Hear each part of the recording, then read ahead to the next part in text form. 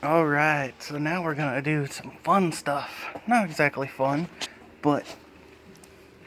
So, as you can see, well, maybe you can't see, let me get under here. Alright, I have drop shackles, which somebody cut into the bed floor as before me, so I'm gonna roll with it.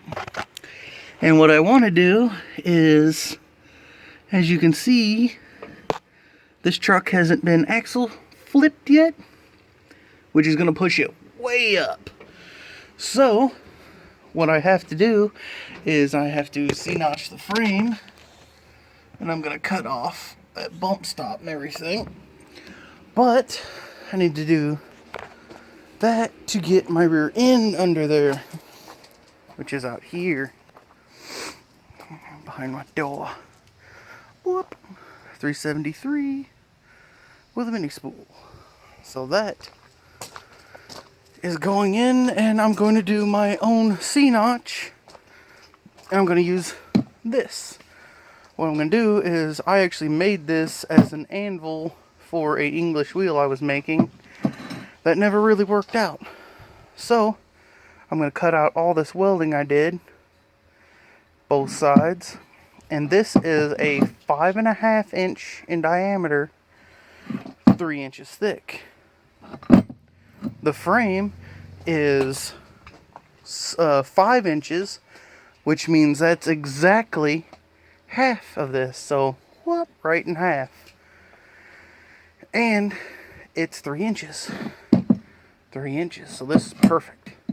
Just gotta cut it back out. And what I'm going to do is I'm going to drop the shackles in the back, roll the rear end out. Well, I'm going to roll the rear end out first because it's not been flipped yet. And get it all ready to go. Start cutting out the frame. Taking me a little break. It is seriously humid, but it's like 83 degrees, but it's very, very humid. I'm sweating down. Been cleaning out this side of the garage to make room for some stuff. Those are the wheels I actually had on the Caprice for test fitting. Those are all 8.5s. When I put 10s on the rear, it sort of screwed everything up. But got 10s on there now, and it's getting body swapped, so who cares? I'm seriously hot. It's hotter than two midgets wrestling in a fur coat over a mini Snicker.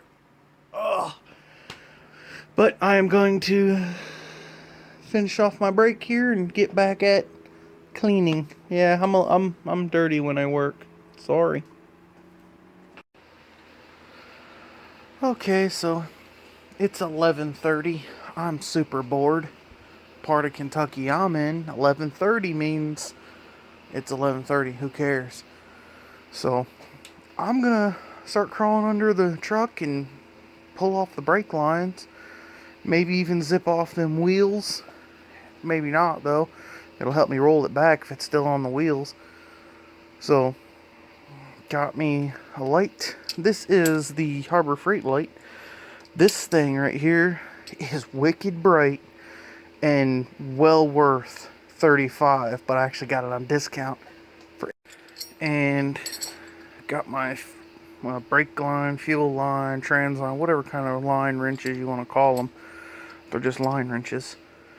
I'm not sure what size that is. I'm about positive it's going to be a 12, but I got the rest. I'm going to kick up the jams, chubs on under here, and start pulling that brake line. So I just wanted to show everybody the brake line I've got to take off, which is this one right here. Good thing is it looks like somebody just put a new one on there. Wasn't me. Thank you to him. But at the same time, when I do that C-notch tomorrow, yeah, it's right in the way. Along with the wires for the brake. Let me see, there we go. Brake power to the tail lights. But as you can see, this truck is still unflipped. It's just regular. And when I do the flip, it actually has to go on top of that leaf spring. So it's going to be all the way up in that frame. That's for sure. I think I'm gonna have to take in the drop spit or shackle. I think I'm gonna have to move it down a notch and raise it up. I'm not sure. I won't know until I get it all in there. But as for now, let's concentrate on this brake line. These are always a booger. One thing though you can do, tighten it first, just a little bit, just get it to move, then loosen it. Sort of helps it break free. Let me get this off here. I did manage to get it off. Unfortunately, I didn't get it off with a wrench. Got it off with the freaking vice grips, man. So I'm probably gonna have to replace that tube nut, which sucks. Some things are like $4 for no reason. If I have some more of this line though, they'll have a tube nut on it. Easy peasy. But I'm gonna have to get out from under here, knock off this clip that holds the line into the bracket so I can pull the line. Then I'll have to pull the e-brake cables out of their brackets. And after that, I didn't plan on taking the wheels off, but now I see I'm gonna have to because of the U-bolts are facing upward. Most time they face downward. But gotta do what you gotta do. Well, this is interesting. Yeah. My axle is already very, very close to the frame. Like,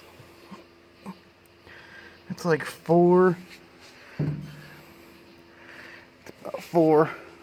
finger widths.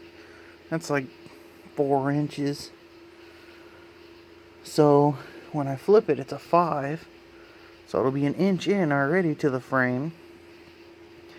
So let's say we're there. About there in that general vicinity. Let me get this light over here. So we're going to be about in that area. And we're going to be the C-notch is going to be about in that area.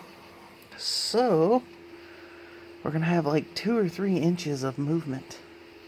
Or of gap. That's not good. That's pretty close. So I'm seeing I'm probably gonna have to raise the rear of this truck just 1 notch up. You know. I don't like that. Let's break these loose, just so that way, when I get the lines over here loose, I can work on dropping it after I get the shot or the friggin' jack stands moved forward up to here somewhere in this general vicinity. And yeah, I gotta take the shocks off too. I just remembered that. But as you can see, the frame is like really, really clean, which is nice. I believe somebody had the body completely off of this thing. Probably hit it with a little bit of flat black, but now it's like been on there for, oh, it's undercoating. I can feel it. Yep, peeled right off on the nail. Alright, no biggie, it's still good. I'm gonna spray this thing down and get the impact out. Wait, no, impact's not gonna fit. I'm gonna spray this thing down and get the breaker bar out. Okay, I'm not liking what I just found. And that's, now watch this one be tight. Let me see. Get on there. Okay, like literally, no effort at all. I mean, look at this. It's not tight at all. I mean, they were hand tight. Don't even begin to tell you how loose they were. They were finger tight. Yeah, finger tight. And I'm like, I'm gonna have a hard time. There's no room to get the impact. Why do you need an impact when I mean, literally, watch. That's it. Two finger pull. Wow. That's scary, because that means I can get these off with a regular ratchet right now. I mean, that's... Oh my god, who put this stuff together? The drive shaft bolts were loose. These friggin' U-bolts are loose. What else did I find that was loose? There was a bunch of stuff I found so far that's been loose, like it should not be loose. I don't even want to do it, but I'm gonna have to check all this stuff now. But yeah, okay. Why? Get off there. Come on. It's hard to film and use a 14-foot long bar. I mean, look at this. Two finger. Yay. That's just lovely. And I've drove this thing far away. Okay.